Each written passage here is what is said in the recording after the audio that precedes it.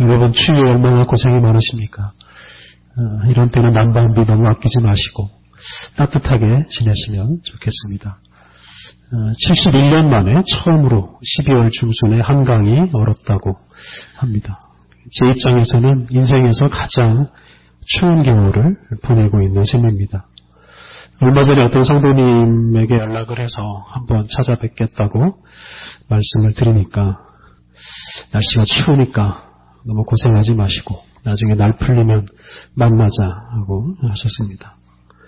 또 어떤 분에게 전화를 드렸는데요.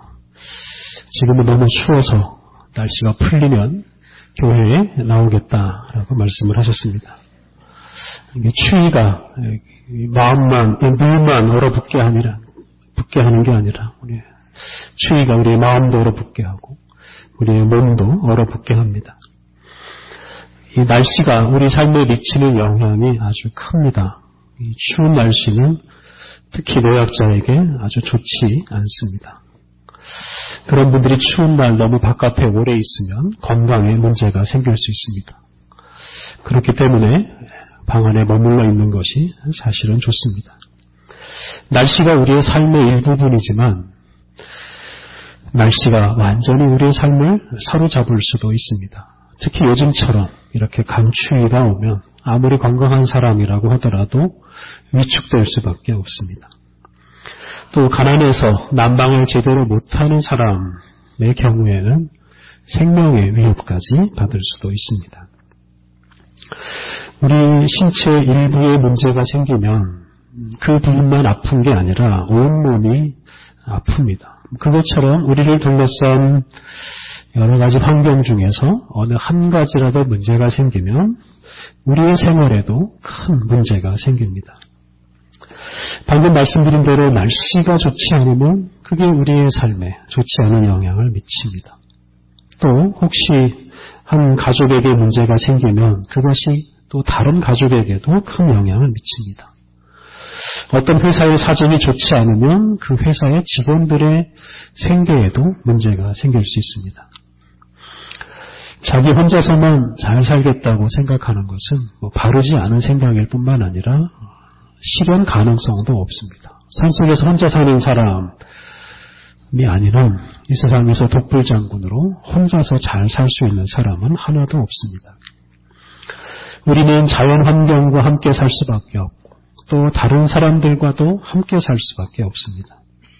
그래서 우리를 둘러싼 인간관계나 자연 환경에 문제가 생기면 그때 그것이 남의 일이 아니라 나의 일로 여기고 함께 그 문제를 해결해야 합니다.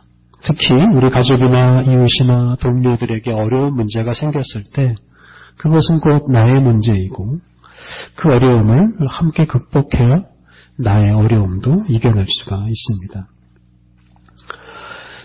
전통적으로 성탄절은 겨울에 지키고 부활절은 봄에 지킵니다. 물론 이제 북반구 기준으로 그렇습니다. 사실 예수님이 탄생하신 날이나 예수님이 부활하신 날은 전혀 알 수가 없습니다. 이 성탄절이나 부활절은 교회가 임의로 정한 날입니다. 그런데 성탄절은 겨울에 어울리고 이 부활절은 봄에 어울리는 절기입니다. 예수님은 아주 춥고 아주 어두운 시대에 세상에 오셨습니다. 이 시대가 춥고 어둡다고 해서 당신이 오시는 것을 연기하지 않으시고 가장 춥고 가장 어두운 시대에 오셨습니다. 그리고 당신의 그 고난과 죽음의 삶을 통해서 그 춥고 어두운 시대를 환하고 따뜻한 시대로 변화시키셨습니다. 예수님은 겨울 같은 세상에 오셔서 그 세상을 봄과 같은 세상으로 변화시키셨습니다. 겨울에 지키는 성탄절 그리고 봄에 지키는 부활절은 그것을 비유적으로 잘 말해줍니다. 성경에서 확인할 수 있듯이 예수님은 화려한 궁궐이 아니라 마구간에서 태어나셨습니다. 예수님의 부모님은 아기 예수님을 누일 곳을 찾지 못해서 예수님을 말 구유에다가 말 밥통에다가 두셨습니다. 예수님의 부모님은 아주 가난한 사람이었습니다. 당시 세상은 로마의 압제 때문에 아주 험하고 힘들었습니다. 바로 그런 현실 때문에 예수님은 당시 세상의 모든 어려운 문제를 몸소 겪으시면서 태어나고 또 성장하셨습니다. 이렇게 예수님이 아주 험한 환경에서 태어나시고 성장하셨다는 것은 신학적으로 아주 중요한 문제입니다. 예수님이 좋은 시대에 세상에 오시지 않고 아주 험악한 시대에 세상에 오셨다는 것은 아주 중요한 의미입니다. 이것은 하나님께서 어떤 분이신지를 우리에게 말해주는 사건이기 때문입니다. 우리가 믿는 하나님은 화려하고 편안한 곳에서 사람들의 섬김을 받으시는 분이 아니십니다. 정반대로 하나님은 험하고 힘든 현실 속으로 찾아오셔서 그리고 그 험한 현실 속에 있는 사람들과 함께 하시고 또 그 험한 현실을 새롭게 하심으로 당신의 뜻을 이루십니다. 오늘 읽은 구약의 말씀은 이스라엘 민족이 아주 험하고 힘든 현실에서 살아갈 때 하나님께서 주신 말씀입니다. 지난주에 말씀드린 대로 이사야 40장부터 55장은 이스라엘 민족이 바벨론에게 망하고 그리고 70여 년 동안 황폐해질 대로 황폐해진 상태에서 하나님께서 주신 소망의 말씀입니다. 그리고 이어지는 56장부터 66장까지 말씀은 그런 황폐한 땅에서 바벨론의 포로로 잡혀갔던 사람들이 이제 돌아와서 새로운 성전을 짓고 새로운 나라를 건설할 때 주신 말씀입니다. 아주 힘들고 황폐한 시대를 살고 있던 이스라엘 민족에게 주시는 말씀입니다. 오늘 본문에서 우리는 하나님의 우선 관심 대상이 무엇이고 또는 누구인지를 알 수 있고 또 하나님께서 이 세상을 경영하시는 방식을 알 수 있습니다. 오늘 본문에 이 황폐한 땅에서 하나님의 뜻을 전하는 하나님의 종이 나옵니다. 오늘 본문 1절부터 3절은 그 하나님의 종이 하나님께서 자기에게 주신 사명에 대해서 말합니다. 이사야 61장 1절 주 여호와의 영이 내게 내리셨으니 이는 여호와께서 내게 기름을 부으사 가난한 자에게 아름다운 소식을 전하게 하려 하심이라.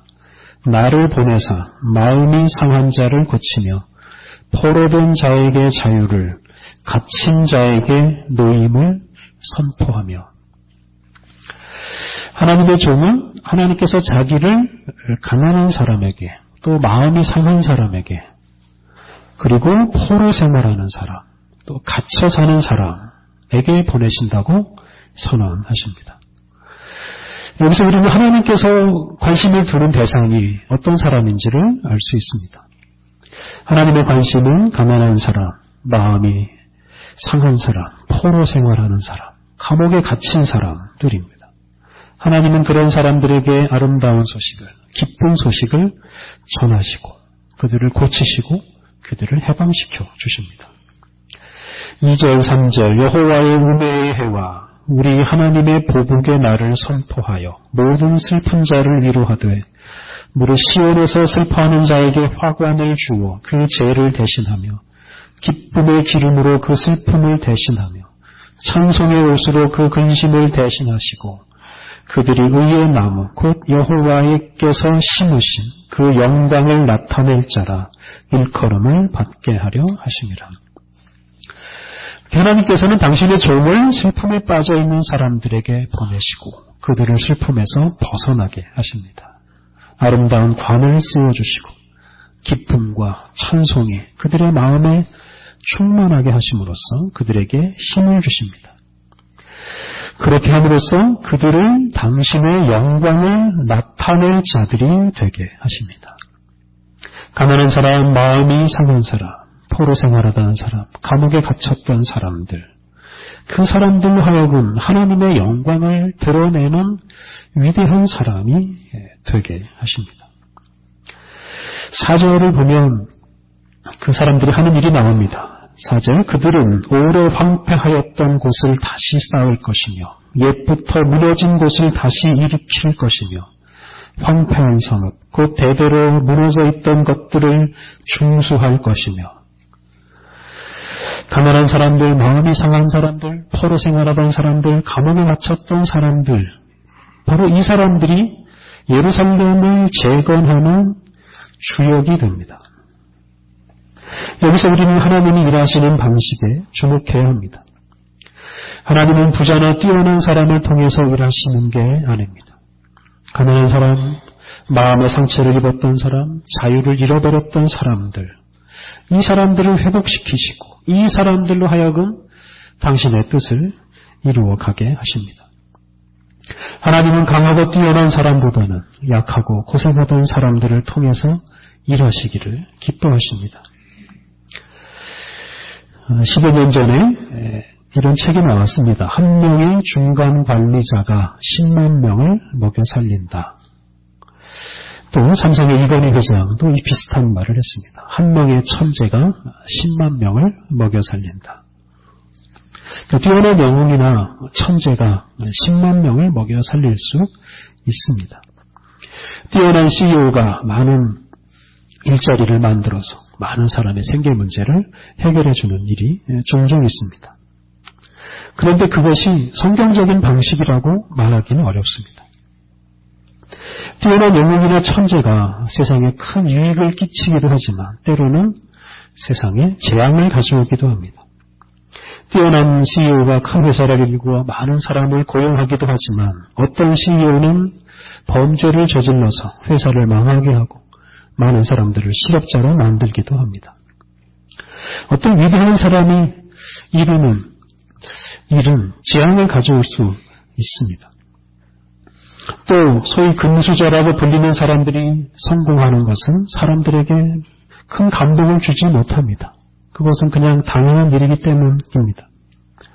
반면에 소위 흙수저라고 불리는 사람들이 성공하면 많은 사람들이 감동하고 또 큰 힘을 얻습니다.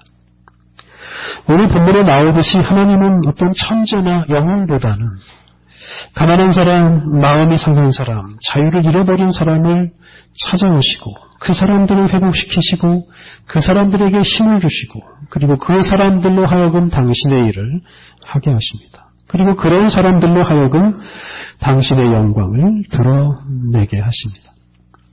이렇게 하나님께서 약한 사람들을 통해서 일하시기를 기뻐하십니다. 이것이 하나님의 방식이고 또한 성경적인 방식입니다. 이 당시 이스라엘 민족, 이 성경시대 이스라엘 민족은 세상에서 가장 가난하고 가장 미약한 존재였습니다. 그들은 바벨론에서 70년 동안 포로 생활을 했습니다. 자유를 잃어버리고 바벨론 사람들이 시키는 대로 살았습니다. 그래서 그들 중에는 부자도 없고 제대로 배운 사람도 없었습니다. 그들에게는 재물도 없었고 지식도 능력도 없었습니다. 그런데 하나님께서는 당신의 영광을 드러낼 사람들로 바로 그런 사람들을 선택하셨고 또 그런 아주 미약한 사람들로 하여금 예루살렘을 재건하고 새로운 나라를 세우게 하심으로써 당신의 능력을 드러내셨습니다. 철저하게 망했던 이스라엘 민족이 바벨론 포로 생활에서 돌아와서 그 황폐한 땅에 새로운 성, 새로운 성전을 짓고 새로운 나라를 세움으로써 하나님이 살아계신다라는 사실과 하나님의 능력을 온 세상에 드러냈습니다. 누가복음 4장 18절 이 말씀을 보면 예수님께서 당신의 공생애를 시작하면서 바로 오늘 우리가 읽은 이사야 61장 1절부터 3절 말씀을 인용하셨습니다. 그래서 이 본문을 예수님의 메시아 취임사라고도 부릅니다. 예수님은 당신을 오늘 본문 속에 등장하는 하나님의 종으로 여기셨습니다. 그리고 예수님은 이 본문에 등장하는 종처럼 당시 사회에서 천대받던 사람들, 죄인들, 세리들, 창녀들과 함께 하시고 그들을 회복시키시고 그리고 그들을 일으켜 세우시는 방식으로 일하셨습니다. 예수님이 선포하신 하나님의 나라는 사람의 힘이나 지식이나 무력이나 재력 같은 것으로 이루어지지 않았습니다. 가난한 사람, 병든 사람, 죄인들이 새로운 사람이 되어서 하나님 나라 백성으로 살아가는 그런 방식으로 하나님의 나라가 확장되었습니다. 예수님은 겨울 같은 현실, 또 겨울 같은 현실 속에 살고 있는 사람들을 먼저 찾아가시고 그들을 회복시키심으로 하나님의 나라를 이루셨습니다. 대개 사람들은 현재보다 돈을 좀 더 많이 벌고 현재보다 좀 더 높은 지위에 올라가면 그것을 성공이라고 합니다. 그리고 그 성공을 위해서 자기보다 많은 재산이나 자기보다 많은 권력을 가진 사람을 모범으로 삼고 그 목표를 향해서 달려가기도 합니다. 많은 사람들이 부자가 되겠다 또는 대통령이 되겠다 이런 목표를 가지고 살아갑니다. 그런데 그런 방식으로는, 그런 삶으로는 결코 하나님의 뜻이 이루어지지 않습니다. 오늘 본문에 나오는 것처럼 하나님께서는 당신의 종을 가난한 사람에게 보내셨습니다. 마음에 상처 입은 사람들에게 보내셨습니다. 자유를 잃어버린 사람들에게 보내셨습니다. 권력자나 부자를 찾아가게 하지 않으셨습니다. 가난한 사람, 연약한 사람, 억압받는 사람들을 찾아가게 하시고 그들과 함께 일하게 하셨습니다. 하나님은 당신의 종으로 하여금 더 높은 사람이 되게 하기보다는 더 낮은 사람이 되게 하심으로써 당신의 일을 이루셨습니다. 하나님의 종이 가난한 사람, 마음이 상한 사람, 억압받는 사람과 같은 사람이 됨으로써 하나님의 뜻이 이루어졌습니다. 그러므로 우리는 우리 자신을 낮추는 방식으로 일해야 합니다. 우리가 낮아지면 낮아질수록 하나님의 뜻이 이루어진다고 생각해야 합니다. 우리가 성공해서 편안하고 화려한 현실에서 살면 그것으로 무엇인가 이루어질 것이라고 생각하는 것은 착각입니다. 험하고 힘든 현실 속으로 들어가서 그 속에서 함께 살고 그 험한 현실을 고칠 때 우리 공동체가 새로워지고 그 험한 현실에서 살아가는 사람들을 일으켜 세워줄 때 우리 공동체가 활력을 되찾게 됩니다. 정반대로 우리가 단지 세속적인 방식으로 성공하고자 또 성공하기 위해서 높은 사람 찾아다니고 부자를 본받으려고 하다 보면 우리들은 험한 현실로부터 점점 멀어지게 될 것이고 험한 현실에서 힘들게 사는 사람들로부터 더 멀어지게 될 것이고 그들과 동떨어진 인생을 살게 되고 말 것입니다. 그런 삶으로는 결코 세상을 구원하시는 하나님의 뜻을 이룰 수가 없습니다. 지난 주간에 청와대에서 민정수석을 하던 사람이 구속되었습니다. 그 사람의 범죄 혐의 중 하나는 아들이 의경 생활할 때 이 편안한 자리에서 일하도록 압력을 넣었다는 것입니다. 고위공직자나 정치인들은 자신의 자녀나 또 친인척이나 지인들을 공기업이나 대기업 같은 좋은 회사에 취업을 시키려고 애를 많이 씁니다. 자기 주변 사람들을 챙겨주는 일이니까 좋은 일이다라고 말할 수 있을지 모르겠습니다만 그런 행동이 우리 사회를, 다른 사람들을 절망에 빠뜨리고 맙니다. 얼마 전에 알려졌듯이 강원랜드라는 공기업에 채용된 사람들은 전원 청탁을 한 사람들이었습니다. 이런 채용 비리가 여러 곳에서 벌어지고 있습니다. 그리고 그런 채용 비리 때문에 취업난을 겪고 있는 청년들의 마음에는 큰 상처가 생겼습니다. 취업을 아예 포기해버리는 청년들도 생기고 있습니다. 나만이라도, 내 자녀만이라도, 내가 아는 사람만이라도 편안한 곳에서 살게 하고 싶어하는 그런 욕망이 이 사회에 절망을 일으킵니다. 화려하고 편안한 곳을 추구하는 사람이 많을수록 우리 사회는 더 절망적인 곳으로 변해버리고 말 것입니다.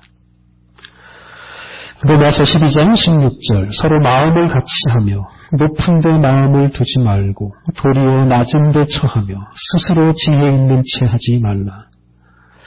빌립보서 2장 5절부터 7절 너희 안에 이 마음을 품으라. 곧 그리스도 예수의 마음이니 그는 근본 하나님의 본체시나 하나님과 동등됨을 취할 것으로 여기지 아니하시고 오히려 자기를 비워 종의 형체를 가지사 사람들과 같이 되셨고 우리 하나님의 관심은 가난한 곳, 아픈 곳, 상처가 있는 곳에 있습니다.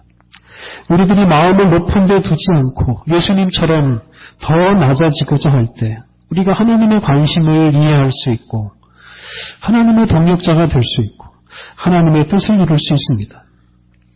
우리들이 더 낮아지고 더 힘든 현실 속으로 내려갈 때 우리는 이 세상을 구원하시는 하나님의 동역자로 살아갈 수가 있습니다. 오늘 읽은 신약의 말씀은 세례 요한에 관한 말씀입니다. 세례 요한은 철저하게 자신을 낮추고 부인함으로써 예수님이 오실 길을 준비한 사람입니다. 세례 요한은 빛이 아니라 빛을 증언하러 온 사람이라고 자신을 밝힙니다. 세례 요한은 빛이신 예수님을 증언하기 위해서 자신과 세상은 어둠 속에 있다는 것을 외치면서 살았습니다.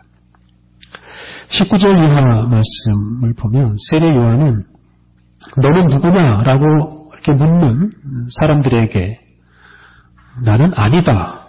나는 아무것도 아니다. 라는 대답을 계속합니다. 나는 그리스도도 아니고 엘리야도 아니고 선지자도 아니다. 라고 말합니다. 그럼 아무것도 아니라면 도대체 너는 누구냐? 이렇게 질문했을 때 세례 요한은 나는 광야에서 외치는 소리일 뿐이다. 라고 말합니다. 잠시 사람의 귀를 울리고 곧 사라져버리는 소리, 그 소리와 같은 존재가 나다라고 말합니다. 세례 요한은 자기가 주목받는 것을 두려워했습니다. 행여 자신 때문에 예수님이 드러나지 않을까 두려워했습니다. 세례 요한은 철저하게 자신을 낮추고 부인함으로써 예수님이 오실 길을 준비하고 사람들로 하여금 예수님을 맞이하게 했습니다. 예수님은 당신을 낮추셔서 당신이 지으신 세계 속으로 들어오셨습니다. 당신이 지으신 그 피조물과 같은 모습으로 오셨습니다.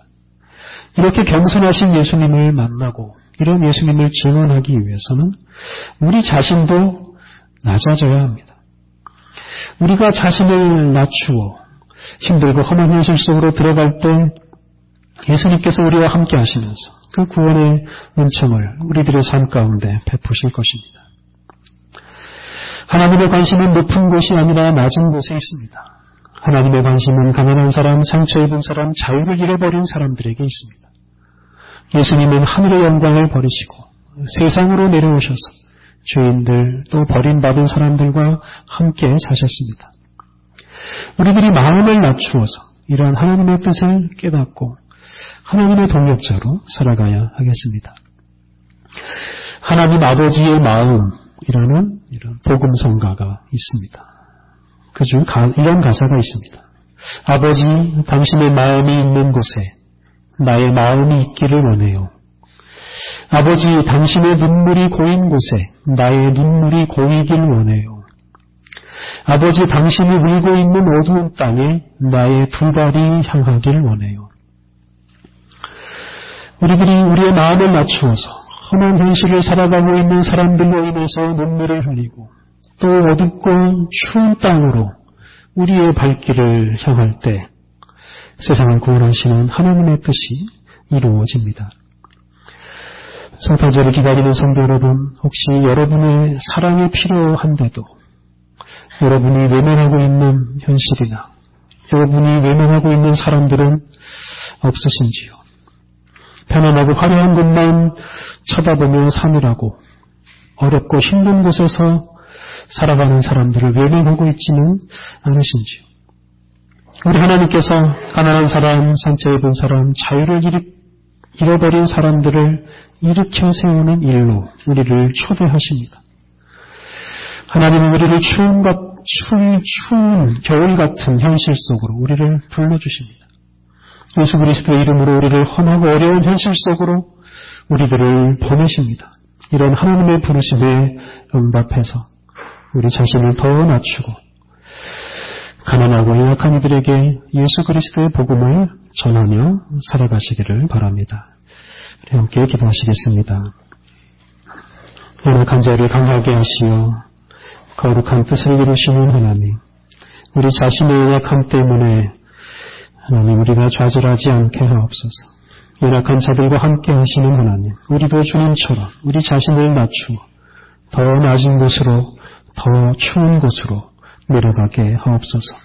그곳에서 세상을 구원하시기 위해 일하시는 주님을 만나고 주님과 함께 구원의 역사를 이루어가게 하옵소서. 하나님, 우리 자신을 높이려는 유혹에서 벗어나게 하옵소서. 더욱 낮추어 세상을 구원하시는 예수 그리스도를 높이고 증언하며 살게 하옵소서. 예수님의 이름으로 기도드립니다. 아멘.